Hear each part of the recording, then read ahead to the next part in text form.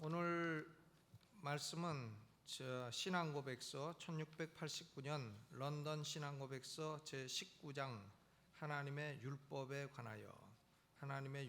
관하여 하는 주제로 말씀을 드리겠습니다. 여러분, 십계명을 우리가 지켜야 됩니까? 안 지켜도 됩니까? 지켜야 됩니까? 그럼 십계명 지키면 구원 받습니까? 아니죠.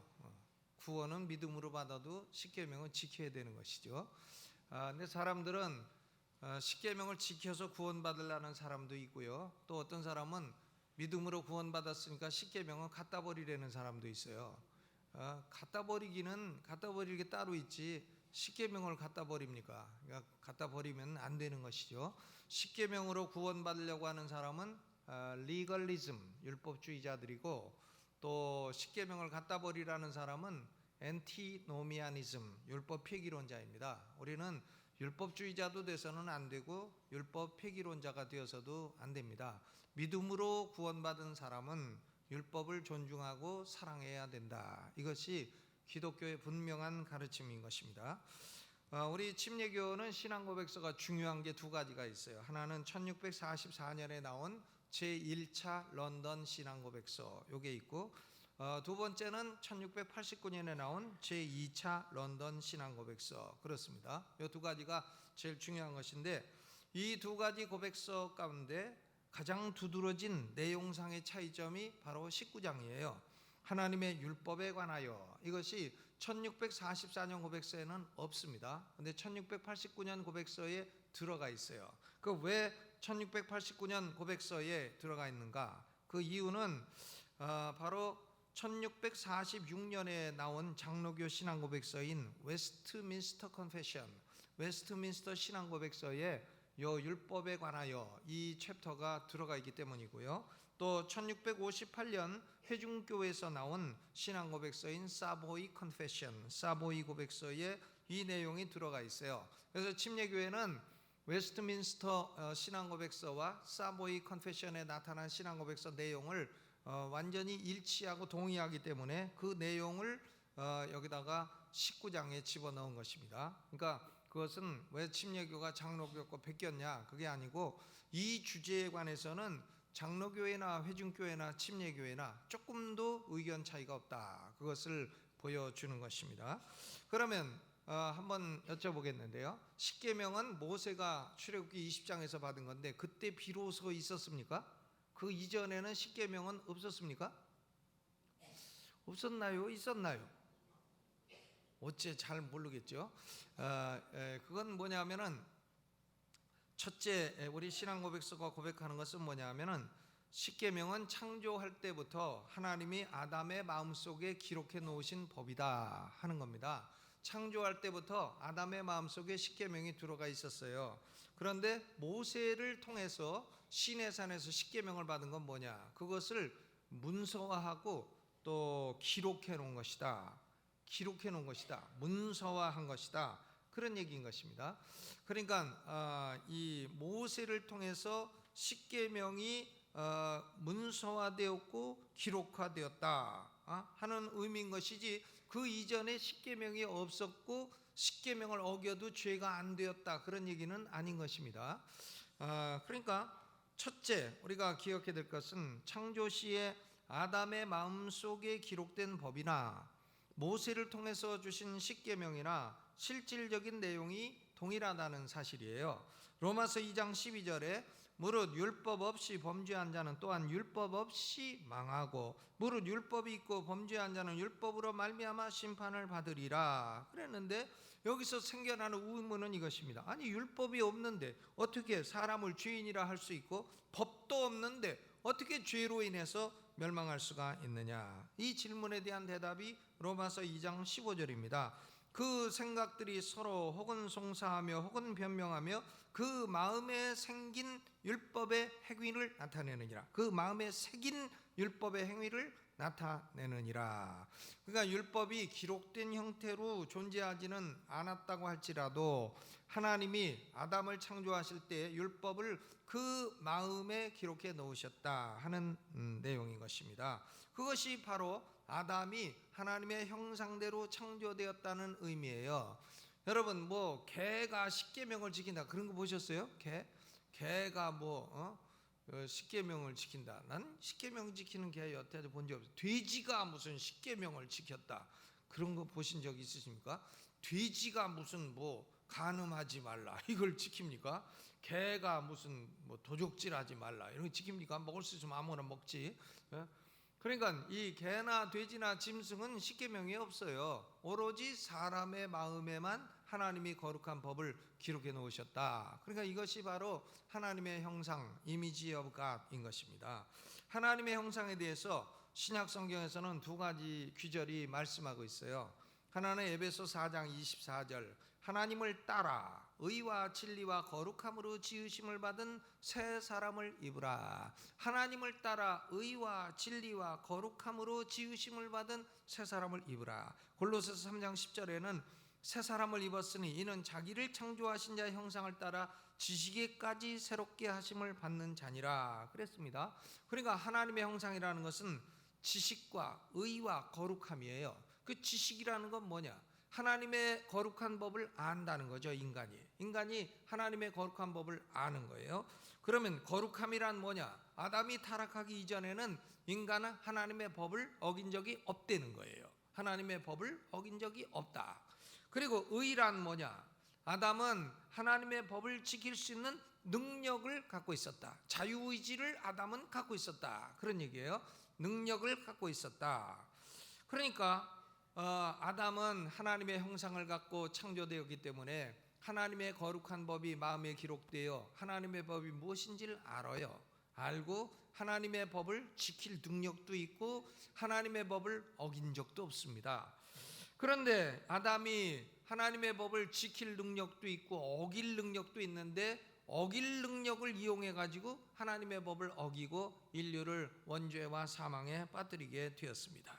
그러므로 아담의 아들이 이름이 누구죠? 맏아들. 아버지는 아신데 아들은 가인입니다. 가인이고 둘째가 아버지하고 성이 같아. 아벨. 근데 이 가인은 아우 아벨을 죽이고 가인이 자기 아우 아벨을 죽인 살인이 죄라는 걸 알았나요? 가인이 죄라는 걸 알았죠. 하나님이 그걸 죄라고 하셨습니다. 창세기 4장 7절에 죄의 소원은 네게 있으니 너는 죄를 다스릴지니라. 그러니까 가인도 살인은 죄다 알고 있었단 말이에요. 왜? 이미 아담 때부터 사람의 마음속에 하나님의 율법이 다 기록이 되어 있기 때문입니다. 그러니까 예수를 안 믿는 사람도요, 다 살인하면 죄고 간음하면 죄고 도적질하면 죄고 거짓말하면 죄고 이걸 다 알고 있어요. 십계명을 봐서 하는 게 아니에요. 어떻게 합니까? 자기 마음속에 하나님의 거룩한 법이 기록이 딱 되어 있기 때문인 것입니다. 하나님이 아담의 마음속에 심어놓으신 율법은 아담 자신뿐만이 아니라 아담의 모든 후손들이 다 지켜야 되는 법인 것입니다. 아담의 모든 후손들도 다 하나님이 사람의 마음속에 심어놓은 법을 따라 살아야 되는 것입니다. 그런데 하나님이 아담에게 선악과를 먹지 말라 하는 특별한 명령을 주셨어요. 선악과를 먹지 말라 이 명령을 주신 이유는 뭐냐? 아담과 하와는 피조물이기 때문에 하나님의 법을 지켜야만 되는 존재라고 하는 사실을 기억하도록 하기 위함이었던 것입니다. 선악과가 무슨 복숭아냐 사과냐 이런 거 가지고 따질 거 없어요. 아담과 하와야, 너는 피조물이다. 너는 내 마음에 기록된 하나님의 법을 알고 있지 않느냐? 너는 피조물이기 때문에 내가 내 마음에 기록된 법을 따라 살아야 될 존재이니라.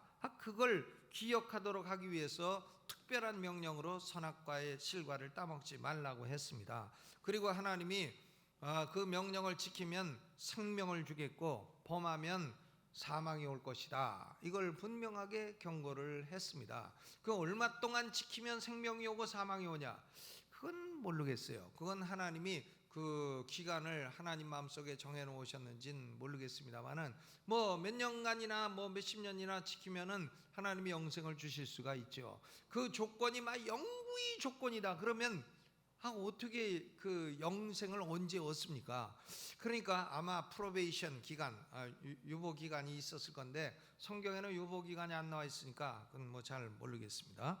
어쨌든 하나님이 시험하는 기간에 그 시험 기간에 선악과를 안 따먹으면 영생을 얻게 되고 선악과를 따먹으면 사망하게 되는 건데 하와의 꼬임에 넘어가지고 아담도 따먹고 다 해가지고 아담한 부가 동반해가지고 하나님의 법을 딱 거역하는 바람에 그래가지고는 결국 그때부터 죄가 인류에게 들어와서 인류는 죄인이 되고 그것이 아담의 죄가 첫 죄가 모든 인류에게 다 전가가 되어서 죄로 말미암아 사망이 들어오게 되었고 이로 말미암아 모든 사람에게 사망이 이르렀느니라 이렇게 된 것입니다. 그런데 아담의 마음속에 기록된 율법은 아담이 타락한 이후에도 계속해서 하나님의 법으로 존속이 된 것이에요. 그러나 아담 타락 이후의 사람들은 이 마음속에 하나님의 거룩한 율법이 다 마음속에 있었다는 걸 알 수가 있습니다. 그러니까 간음하면 죄라는 거 알고 살인하면 죄라는 거 알고 도적질하면 죄라는 걸 십계명 있기 이전에도 다 알고 있었고 하나님을 거역하면 죄라는 걸 다 알고 있었단 말이죠. 모세가 시내산에서 십계명을 받은 것이 출애굽기 20장이지만 십계명이 그때 비로소 존재하게 된 것은 아닙니다.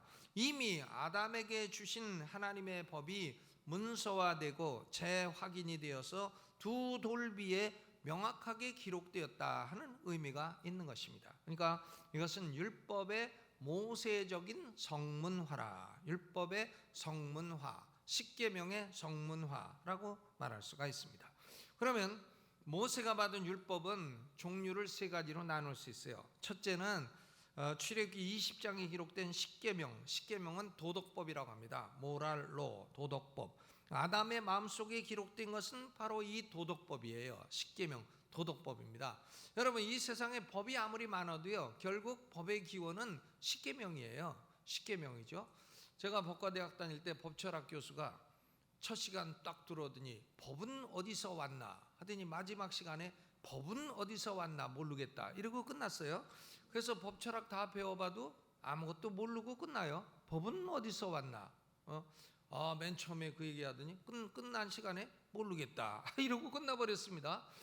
그러니까 법은 어디서 왔나요? 법은 하늘로부터 온 것입니다. 하나님으로부터 온 것이고 모든 법의 원형은 십계명인 것이죠.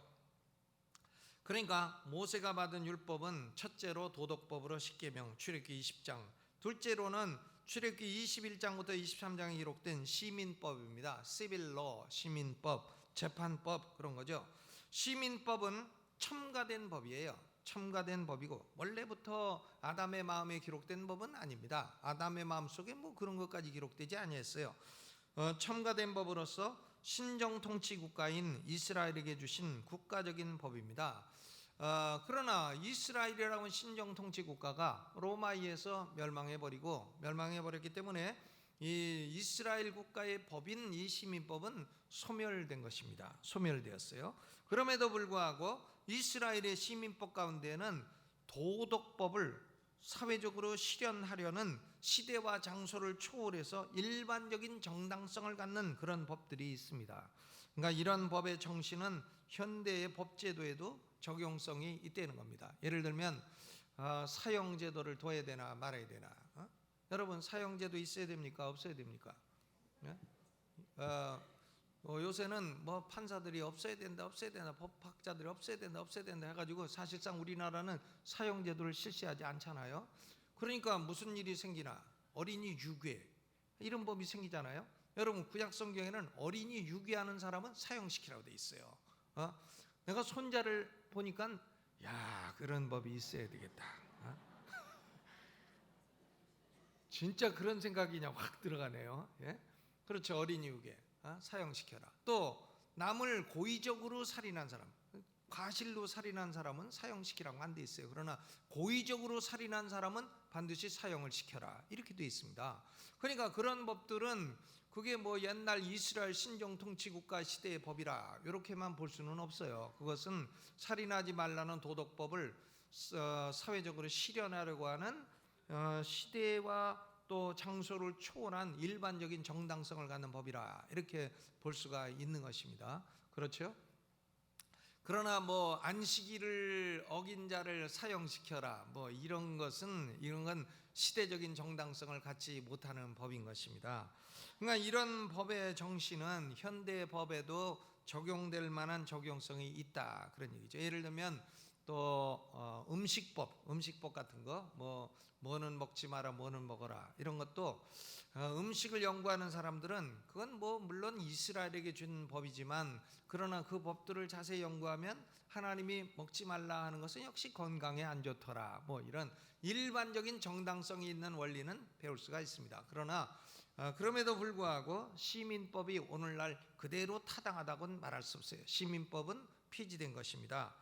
20세기 말에 장로교회에서 일어난 운동이 있어요. 소위 티오노미라고 하는 신법주의라는 운동인데 이것은 다른 말로 하면 리컨스트럭셔니즘, 재건주의라고도 하고 혹은 도미니언 티올로지, 무슨 지배신학이라고도 하고 하는데 장로교 목사 가운데 러쉬두니 같은 사람이 이런 사상을 막 얘기하고 그 사위하고 같이 해가지고 책도 많이 써내고 그랬습니다. 이 사상은 뭔가 하면 이스라엘의 시민법이 폐지되지 않았다는 거예요. 지금도 그대로 현대에도 적용이 되어야 된다 하는 그런 사상입니다. 그러니까 이런 사상은 침례교회 신앙고백서의 사상과는 차이가 있는 것이죠. 우리는 일단 시민법은 어떻게 됐다고 봅니까? 폐지됐다고 보고 그러나 그 가운데 존중할 정신도 있다. 그죠? 그 정도로 보는 것입니다. 이 지배신학이라는 신학으로부터 소위 신사도 운동의 일곱산 운동이라고 하는 고약한 이단 사설이 나오게 되었어요. 그러니까 교회가 사회의 7가지 영역을 다 지배를 해야 된다. 교회가 정치도 지배하고 경제도 지배하고 아니 교회가 무슨 경제도 지배하고 정치도 지배하고 그래야 됩니까? 그런 크레이지한 사상이 어디 있어요? 그러니까 그게 이제 소위 신사도 운동의 7산 운동이라는 것인데 그건 헛된 사상이고 헛된 주장인 것입니다. 교회는 교회로서 영적인 진리, 영적인 구원 이런 데 국한되면 되는 것이지 교회가 무슨 세상 경제도 지배해야 된다고요? 그런 거짓말이 어디 있어요? 근데 이런 사상들이 다 어디서 나왔나? 이게 그들이 이 소위 재건주의, 리컨스트럭셔니즘, 티오노미의 근거를 두고 있다는 건데 근데 티오노미를 원래 그 주장한 학자들은 그 신사도 운동하는 사람들처럼 그렇게 무식한 사람들은 아니에요. 그 사람들은 공부를 많이 한 사람들인데 구약의 시민법이 연구를 하다 보니까 존중할 게 많더라. 그 정신이 좋은 정신이 많더라 해가지고는 거기서 이제 연구하기 시작을 한 것이죠. 근데 어쨌든 우리 침례교 신앙고백서는 시민법은 일단 폐지되었다 이렇게 보는 것입니다. 거기 보시죠. 3절 사망을 한번 읽어봐요. 사항 읽어봐요. 사항 읽어보시죠. 시작. 하나님은 또한 그들에게 여러 가지 재판법들을 정해주셨다. 그 법들은 그 백성의 국가와 더불어 소멸되었다. 현재는 그 재판법 자체로서는 아무에게도 구속력을 갖지 아니하나 그 재판법이 갖는 일반적인 정당성의 범주에서 효력을 갖는다. 그렇죠? 그러니까 그 재판법이 정당할 때 오늘날도 볼 때에 도덕법에 정당할 때에 그때에는 우리가 고려를 할 수가 있다. 그죠? 그런 얘기로 고백을 하고 있는 것입니다. 그러니까 모세가 3가지 법을 받는 하나는 도덕법이고 그리고 또 하나는 시민법 재판법이고 또 하나는 의식법이에요. 제사 지내는 법. 출애굽기 25장부터 40장까지 의식법을 규정하고 있습니다. 예수 그리스도가 이 의식법이 예표로 가리키는 모든 것을 실체로서 완성하시기 때문에 신약시대에는 이런 의식법은 더 이상 필요 없게 완전히 폐지가 된 것입니다. 뭐 제사를 지내야 된다든가.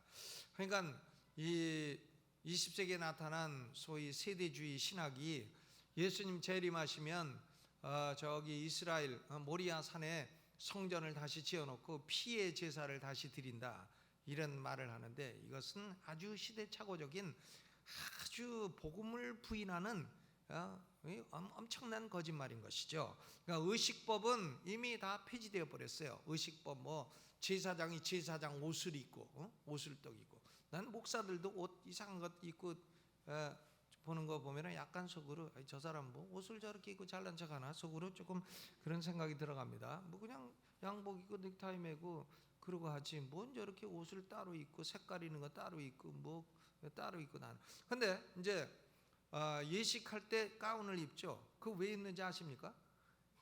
양복이 좀 껄쩍지근해서 입는 거예요. 넥타이나 이런 거 다 언제나 색을 맞춰서 입기가 어려우니까 가운을 입는 거. 장례식 때도 가운을 입는 것은 양복이 합당치 않거나 이럴 때에 가리기 위해서 입는 것이지 그건 뭐 잘난 척 하려고 입는 것은 아닌 것입니다. 그러니까 모세가 받은 율법은 중요한 것이 지금까지도 타당한 것이 도덕법이에요. 도덕법으로서 십계명은 시민법이나 의식법과는 여러 가지 면의 차이가 있어요. 이 도덕법 십계명은 첨가된 법이 아닙니다. 첨가된 법이 아니고 창조 때부터 아담의 마음속에 기록된 본래적인 율법이에요. 이게 본래적인 율법입니다. 그리고 이것은 이 도덕법은 하나님이 친히 손가락으로 쓰셨어요. 돌 위에다가 하나님이 직접 쓰신 거예요. 모세가 쓴 게 아닙니다. 모세가 뭐 끌 가지고 가서 돌 톡톡 깨가지고 만들어내느라고 40일 걸린 게 아닙니다. 모세가 뭐 조각을 연구했다는 얘기 들어본 적이 없어요. 뭐 돌 깨는 법을 배웠다는 얘기 들어본 적이 없어요. 그러니까 이것은 하나님이 어떻게 한 것입니까? 직접 손가락으로 딱 기록하신 것이고, 그리고 손가락으로 기록한 것만으로도 부족해서 하나님이 하늘에서 직접 음성으로 들려주신 거예요. 음성으로. 너는 나 이외에 다른 신이 내게 있게 하지 말지니라. 직접 음성으로 딱 들려주신 거예요. 이 십계명이 대단한 겁니다. 그러니까 십계명은 음성으로 들려주시고 손가락으로 직접 쓰신 것이기 때문에 이런 의식법이라든가 혹은 뭐 시민법이라든가 이런 거하고는 질적으로 차이가 난다 하는 걸 알 수가 있죠. 이 도덕법은 내용이 두 가지예요. 하나님을 향한 의무, 그게 1계명부터 4계명까지고, 동료 인간을 향한 의무, 그게 이제 5계명부터 10계명까지. 즉 대신계명이 첫째 돌비고 대인계명이 둘째 돌비인 것입니다. 도덕법은 그러니까 인간의 권리를 정한 것이 아니라 인간의 의무를 정한 것이다, 이렇게 볼 수가 있습니다. 그러니까 우리 인간은 의무를 갖고 사는 존재예요. 의무가 있습니다. 우리 인간은 권리만 찾으면 안 돼요. 자기 의무를 제대로 해야 됩니다. 권리만 찾아 그러면 그건 안 되는 것이죠. 하나님도 네 권리만 찾아라 이렇게 말씀하지 않으시고 일단은 하나님의 법은 의무인 것입니다. 이 도덕법은 모든 사람들에게 영원한 구속력을 가지고 있어요. 지금도 십계명은 불신자들에게도 구속력이 있고 우리 성도들에게도 구속력이 있는 것입니다. 마태복음 5장 17절로 19절에서 예수님은 도덕법을 폐하러 오신 것이 아니라 완성하러 오신 것이라 이렇게 말씀을 하셨습니다. 도덕법 가운데 한 개라도 버리고 하나라도 버리고 또 그같이 가르치는 사람은 천국에서도 지극히 작다 일컬음을 받게 될 것이라 그랬어요.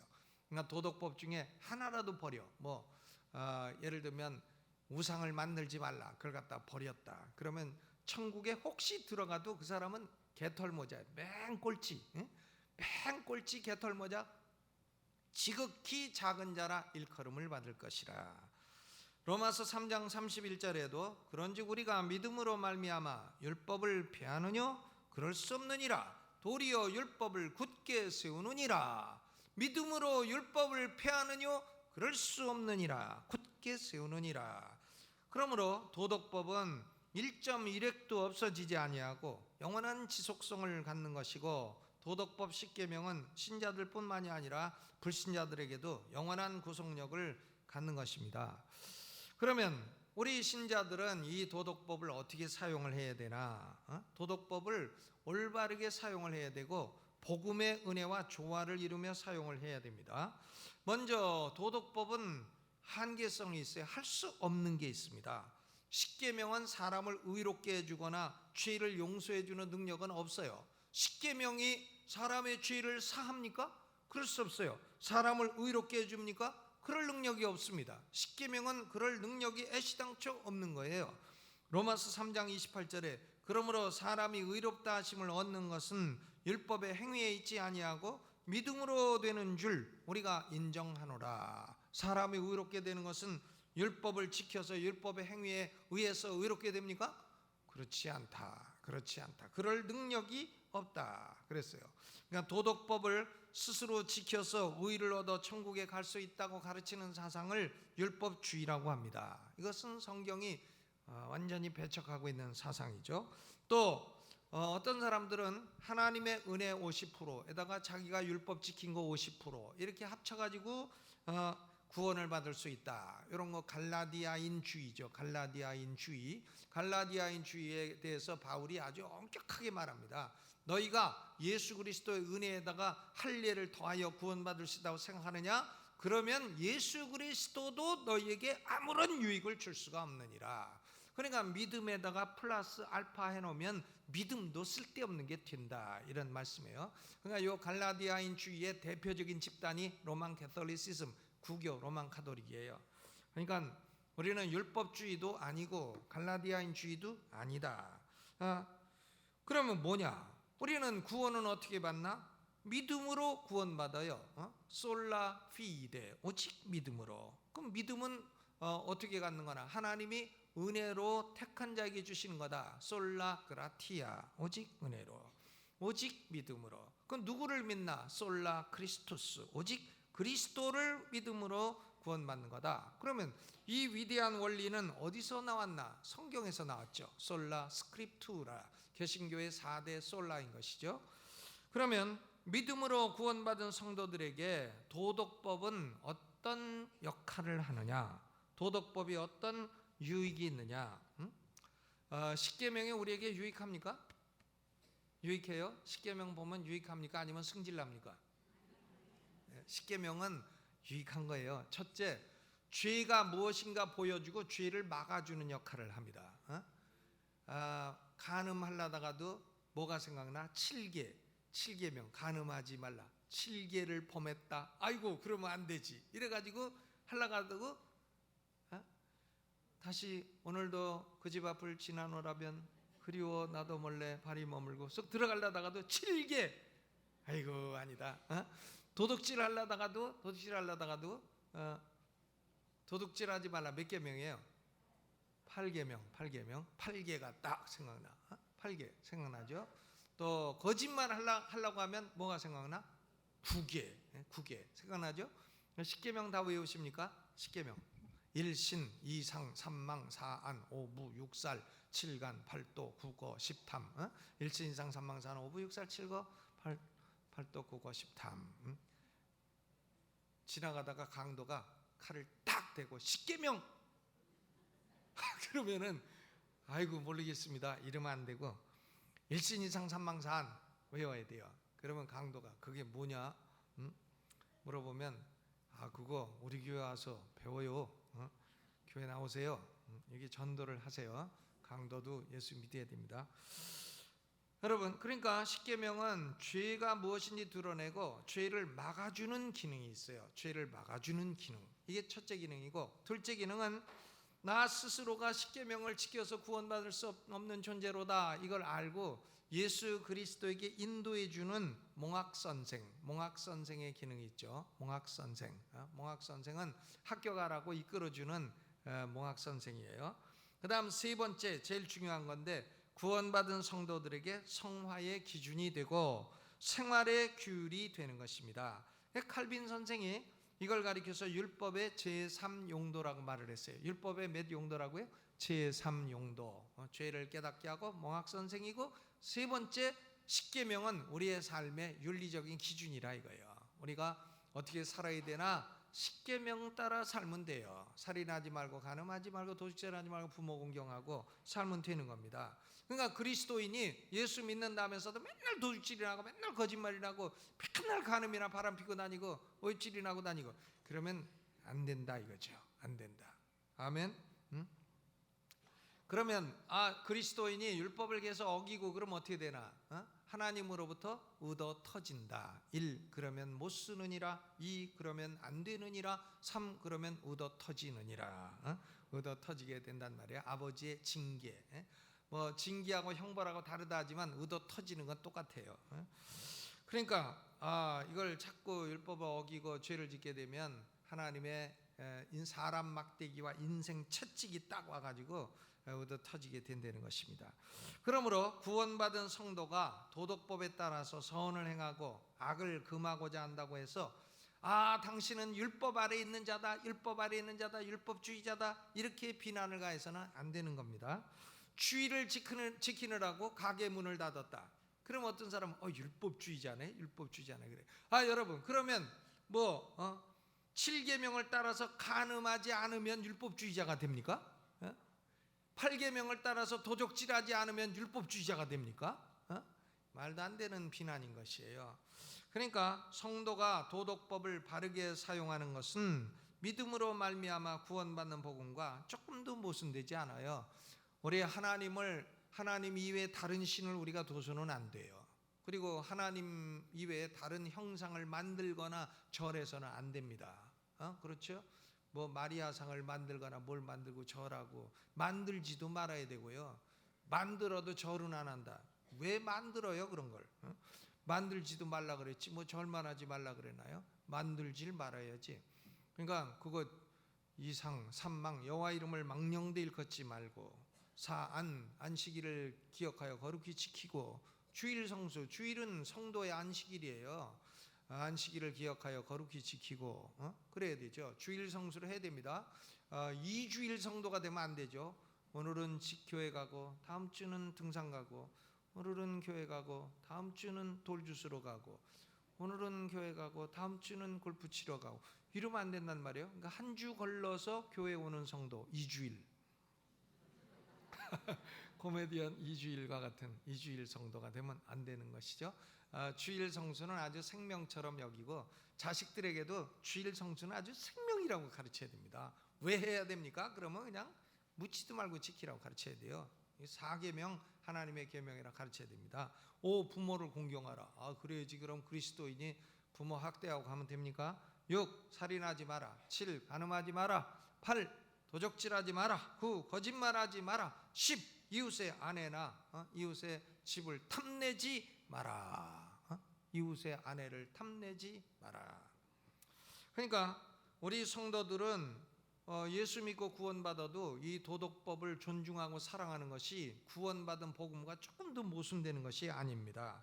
우리 성도들은 복음적인 은혜로 말미암아 성도들 안에 성령님이 거하시게 되었고 성령의 도우심을 따라서 거룩한 도덕법을 사랑하게 되고 도덕법에 따라 살 수 있는 능력이 생겨나게 되는 것입니다. 능력이. 그러니까 전에는 자꾸 거짓말해도 이제는 성령께서 거짓말 안 하게 해주고 도적질하고 살던 사람도 이제는 자기가 노력해서 살게 되고 간음하며 살던 사람도 다 끊어버리고 이제는 딱 마누라 하늘에는 하나님 땅에는 문영숙 이게 딱 어떤 분이 그랬다 그러대요. 제가 자꾸 문영숙 하니까 아이고 목사님은 하늘에는 하나님 땅에는 문영숙이라고.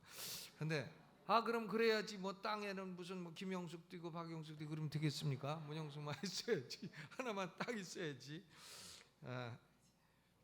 그러니까 성령의 능력으로 우리가 도덕법을 사랑하고 지키며 살아갈 수 있게 되는 것입니다.